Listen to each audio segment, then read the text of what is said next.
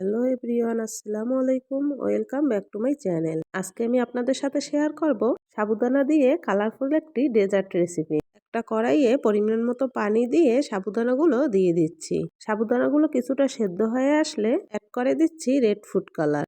এবার ভালোভাবে নেড়েচেড়ে সাবুদানাগুলো সেদ্ধ করে নেব। সাবুদানাগুলো সেদ্ধ করা হয়ে গিয়েছে, একটা ছাকনায় নিয়ে ঠান্ডা পানি দিয়ে ভালোভাবে ধুয়ে নিতে হবে। এবার আবারও একটা কড়াই বসিয়ে দিয়ে দিচ্ছি 2 কাপ লিকুইড দুধ। দিয়ে দেব 2 চামচ agar agar powder, half cup চিনি আর স্বাদমতো লবণ। আগার আগার পাউডার যে কোনো তরল জিনিসকে জমাট বাঁধাতে সাহায্য করে। এখন সবকিছু একসাথে ভালোভাবে মিশিয়ে নিয়ে জাল করে নিচ্ছি। ভালোভাবে জাল করা হয়ে গিয়েছে, নামিয়ে নিচ্ছি। আগে থেকে ঠান্ডা করে রাখা সাবুদানা 2টে বাটিতে দিয়ে দিচ্ছি। এবার দিয়ে দিচ্ছি আগে থেকে জাল করে রাখা দুধ। একটা চামচের সাহায্যে ভালোভাবে মিশিয়ে নিতে হবে। রেস্টে রেখে দেব 3 থেকে 4 মিনিট, তাতে একটুখানি জমে যায়। দুধটা আমি আবারও গরম করে নিয়েছি। এবার বাটিতে আরেকটা লেয়ার দিয়ে দিচ্ছি। ভালোভাবে দেওয়া হয়ে গেলে আবারও রেস্টে রেখে দিচ্ছি 4 থেকে 5 মিনিট।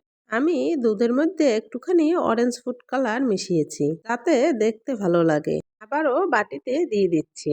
এবার একটুখানি ঠান্ডা করে নিয়ে নরমাল ফ্রিজে রেখে দিচ্ছি 2 থেকে 3 ঘন্টা। ফিরে আসছি 2-3 ঘন্টা পর। পুডিং এর চারপাশটা ছাড়িয়ে নিয়ে একটা প্লেটে নিয়ে নেব।